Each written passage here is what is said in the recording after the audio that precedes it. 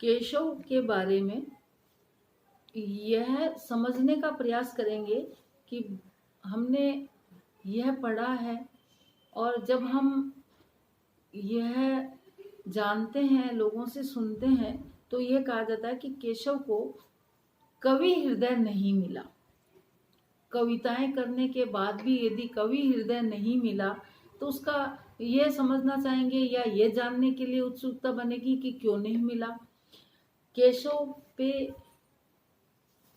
यह भी आरोप लगाया जाता है या उन्हें यह कहा जाता है कि ये कठिन काव्य के प्रेत हैं। ये क्यों कहा जाता है, इसको समझने का प्रयास करेंगे कि केशवदास रीति काल के प्रवर्तक, आचार्य एवं कवि माने जाते हैं। रीतिकालीन चमत्कारवादी प्रवृत्ति के कारण आचार्य कवि केशव उक्ति वैचित्र्य तथा अलंकारों के प्रदर्शन में अधिक उलझे रहे। आचार्यत्व भी उन पर हावी रहा तथा पांडित्य प्रदर्शन की प्रवृत्ति में भी वे आक्रांत रहे। केशव ने शास्त्रीय लक्षणों के आग्रह के कारण ऐसी भाषा शैली अपनाई जिसमें भारी भरकम शब्दावली तथा वाग विविधता का पुट अधिक दिखाई देता है। हम इसको यूं समझ सकते हैं कि कविता में आचार्यत्व प्रदर्शन के कारण या भारी भरकम शब्दावली के कारण कविता का मूल जो स्वरूप था या मूल जो मर्म था, मूल उसका स्वरूप था, वह उसके नीचे दब जाता है, वह समझ में नहीं आता है, वह भाव अपना मूल स्वरूप खो देता है, कविता उसमें कमजोर हो जाती है। केशव एक और क्लिष्ट शब्दों का प्रयोग करते रहे तो दूसरी ओर उन्होंने मनोरम प्राकृतिक दृश्यों के चित्रण में शुष्कता का परिचय दिया, क्योंकि कोई भी कविता, कोई भी भाव जब सरस शब्दों में कहा जाता है तो वह ज्यादा प्रभावकारी होता है, मनोहारी होता है। तो यहाँ ये कहेंगे कि प्राकृतिक जो दृश्यों का चित्रण किया उसमें भी शुष्कता का परिचय दिया, क्योंकि क्लिष्ट शब्दावली थी, वह ओज उत्पन्न कर सकती है, माधुर्य नहीं। इस कारण हम देखते हैं कि अलंकारों एवं नवीनतम छंदों के प्रयोग में भी इनका काफी आग्रह रहा। इससे उनके काव्य में सहृदयता का अभाव रहने से निरसता आ गई। नए नए छंदों का, नवीनतम का आग्रह करने के कारण मूल जो स्वरूप था, सहृदयता थी, जो कोमलता थी, उसका अभाव हो गया। तो सरसता नहीं रही और नीरसता आ गई, रोचकता खत्म हो गई, सरसता नहीं रही, स्वाभाविकता नहीं रही, तो नीरसता आ गई। तत्सम शब्दों का मनमाना प्रयोग, साथ में ही काव्य रचना में बुद्धि तत्व का प्रयोग, हृदय तत्व की उपेक्षा करने से केशव का काव्य पांडित्य प्रदर्शन में व्याप्त है। हृदय तत्व की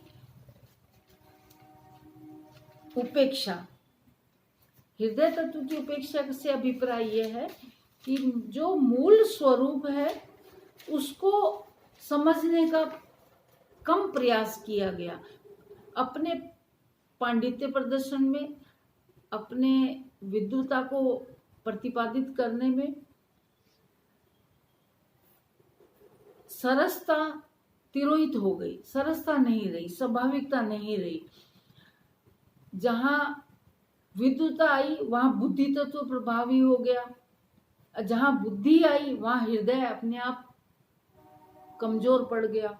तो हम ये कह सकते हैं कि बुद्धि तत्व की जहां प्रयोग हुआ है वहां हृदय तत्व की उपेक्षा हो गई है। इस कारण केशव को कठिन काव्य का प्रेत या हृदय रहित कवि कहा जाता है। उसका मुख्य कारण या मुख्य जो भाव है वह यह है कि काव्य रचना करते समय, काव्य का प्रतिपादन करते समय उन्होंने हमेशा उक्ति वैचित्र्य एवं अलंकारों के चमत्कार प्रदर्शन में विशेष महत्व दिया। अलंकारों के चमत्कारपूर्ण प्रदर्शन की तरफ ज्यादा ध्यान दिया। उक्ति वैचित्र्य, तो हृदय जो भाव था वह कमजोर पड़ गया, हृदय भाव की उपेक्षा हुई। तो हम ये कह सकते हैं कि जब वह निरंतर अलंकारों के चमत्कारपूर्ण प्रदर्शन में, उक्ति वैचित्र्य में उलझे रहे, इसी के कारण उन्हें कठिन काव्य का प्रेत कहा गया, क्योंकि हृदय भाव की शून्यता हो गई। काव्य रचना के क्षणों में इनके ऊपर आचार्यत्व भाव हावी रहा। मुख्य रूप से हृदय जो था वह दब गया। हृदय की जो भावनाएं थी, हृदय की जो कोमलता थी, जो मार्मिकता थी, जो संवेदनाएं थी, वह नीचे दब गई और आचार्य पांडित्य का प्रदर्शन, अपनी विद्वता का प्रदर्शन करना, ये हावी रहा उनके ऊपर। इसके साथ ही पांडित्य प्रदर्शन की प्रवृत्ति के कारण इनकी कविता में चमत्कार और उक्ति वैचित्र्य जो था उसका तो प्रभाव रहा, परंतु सरसता का और कोमलता का, हृदय भाव का अभाव रहा। इसलिए इनको बार बार ये कहा गया कि हृदयहीन कवि हैं, कठिन काव्य के प्रेत हैं, क्योंकि इतनी विद्वता आ गई, इतना पांडित्य प्रदर्शन आ गया कि जो मूल भाव है वह कहीं दृष्टिगोचर ही नहीं हो रहा था। तो इस कारण हम कह सकते हैं कि शास्त्रीय लक्षणों की अधिकता से इन्होंने ऐसी शैली अपनाई जिसमें अत्यंत संक्षिप्त भाषा, भारी भरकम शब्दावली और वाक विविधता का परिचय या पुट अधिक रहा।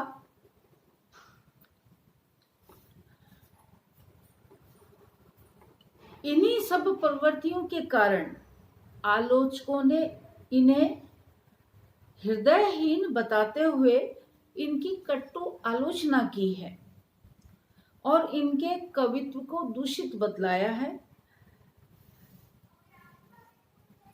क्योंकि इनके काव्य में